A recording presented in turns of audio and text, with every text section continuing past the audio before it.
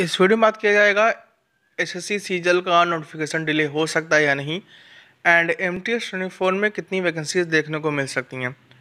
First, ये आप calendar को देख सकते हैं। इसमें एसएससी एमटीएस का नोटिफिकेशन आएगा 7 मई को। बट उससे पहले अभी जो एक नोटिफिकेशन पेंडिंग है वो है जेई 24 का 29 फरवरी को आना था। अराउंड आप कह सकते हैं कि 20 दिन हो चुके हैं, अभी तक जो है जेई का नोटिफिकेशन नहीं आया। अगर आप जो है यहाँ पे देखें तो सीपीयू का भी नोटिफिकेशन डिले हुआ था, सिलेक्शन पोस्ट का 1 महीना लेट हुआ था। अब इसके पीछे इलेक्शन एक रीज़न है कि एसएससी की साइट एक रीज़न है, उसका आइडिया नहीं है। बट इससे अभी एसएससी ने एक नोटिस दिया जिससे आपको ये आइडिया हो जाएगा कि एसएससी करंटली क्या प्लानिंग कर रहा है उसके बारे में।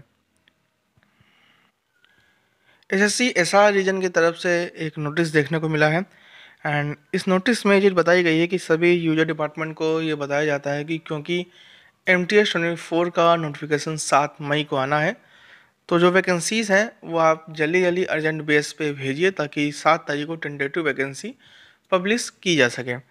तो इससे आप एक चीज़ समझ सकते हैं कि मुझे जहाँ तक लगता है कि एसएससी में जो नोटिफिकेशन नहीं आया उसका एक रीज़न इलेक्शन नहीं, एसएससी की जो साइट है वो है। अभी आपको पता होगा, आई थिंक 26 तारीख तक सिलेक्शन पोस्ट की जो डेट है उसको भी बढ़ा दिया गया है।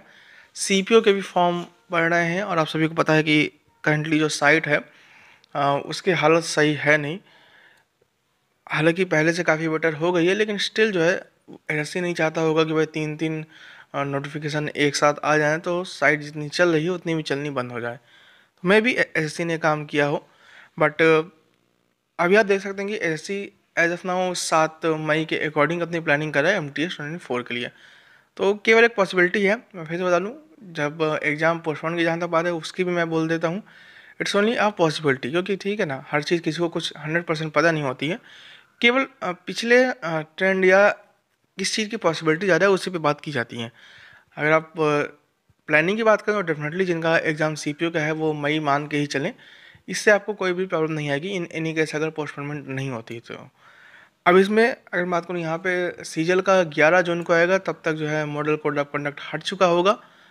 एंड मुझे जहाँ तक लगता है कि एटलीस्ट नोटिफिकेशन टाइम से आना चाहिए। अगर नहीं भी आता है तो उसके पीछे का रीज़न इलेक्शन नहीं होगा, एसएससी की साइट ही इसका पीछे का रीज़न हो सकता है। क्योंकि नोटिफिकेशन डिले होना एसएससी में कोई नई बात नहीं है। अब मैं पूरी लिस्ट दिखा दूंगा तो अभी पिछली बार एमटीएस 23 का नोटिफिकेशन 1 महीना लेट हुआ, इस बार तो आप सभी ने देख ही रखा है। तो ये उसका रीज़न नहीं होना चाहिए अगर नोटिफिकेशन डिले होता भी है। बट आई डोंट थिंक कि ज़्यादा डिले नहीं होना चाहिए। डिले तो डेफिनेटली में भी शायद हफ्ता 10 दिन हो, लेकिन ज़्यादा नहीं होना चाहिए।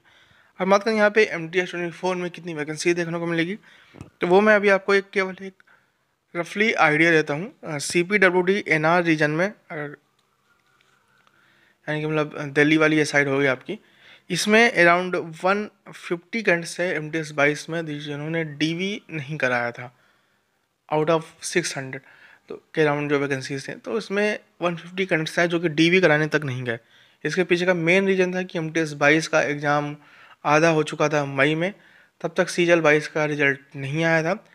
एंड इससे आप एक रफली आइडिया ले सकते हैं भाई कितना ज़्यादा वैकेंसी जो एम टी एस 22 में खाली होने वाले। कई सारे लोग हैं जो कि ज्वाइन नहीं करेंगे, काफ़ी सारे लोग हैं जो कि एम टी एस 23 में भी कॉमन थे। अगर आपने पिछली में वीडियोस देखी हैं तो उसमें भी मैंने आपको बता दें कि इनकम टैक्स डिपार्टमेंट में एम टी एस की वैकेंसीज काफ़ी ज़्यादा वैकेंट है। इतनी ऑब्वियसली इतना अगर रेशियो देखें तो टीए की भी इतनी वैकेंट नहीं है, आईटीआई की तो आप बात ही मत करिएगा वैकेंसीज खाली होने में।